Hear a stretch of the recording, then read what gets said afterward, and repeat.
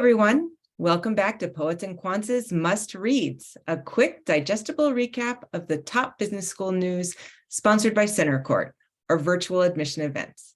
I'm your host, Christy Blyzeffer, and I'll be highlighting the most important P&Q stories you might have missed. So let's get to it. Number 1, how ChatGPT ranks the world's best MBA programs. How would ChatGPT rank business schools? And how accurate would a list of full-time MBA programs actually be? To put it to the test, Poets and Quants asked the AI chatbot to take a stab at ranking the best MBA programs in the world. The results were likely as much as you'd expect. Not great, but pretty passable. We also asked the chatbot to answer MBA essay questions from some of the top schools. Here, it did surprisingly, if not frighteningly well. You can find both stories on our homepage. You'll also find ChatGPT's own disclaimer for its ranking shortcomings. Quote, as an AI language model, ChatGPT does not have the capability to rank MBA programs on its own, the chatbot admitted after hours of back and forth with our Poets and Quants reporter. However, it can analyze data and trends from various sources and provide insights that can help prospective MBA candidates make informed decisions about their education and career paths. So do with that what you will. Number 2, new ranking measures ROI at the top 30 US MBA programs. Let's face it, it's hard getting into a top business school. What applicants want to know more than almost anything else is whether all the effort is worth it. Georgia Tech Scheller College of Business has developed a tool that calculates an MBA salary to tuition ratio at the top 30 B schools as ranked by US News and World Report. It does this by comparing the median starting salary for the class of 2022 and total out-of-state tuition and fees for 2 years of residential MBA study, with data sourced from the schools themselves. So how did your prospective target school fare in the new ranking?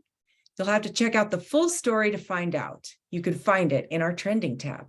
Number 3, some MBAs with consulting job offers report being asked to delay their start dates.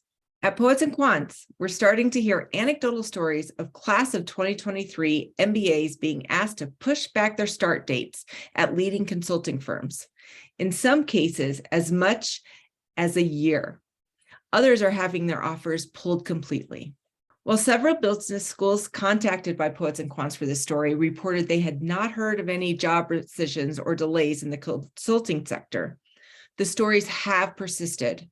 One Harvard Business School student reportedly had an offer from an MBB pushed from August 2023 to August 2024.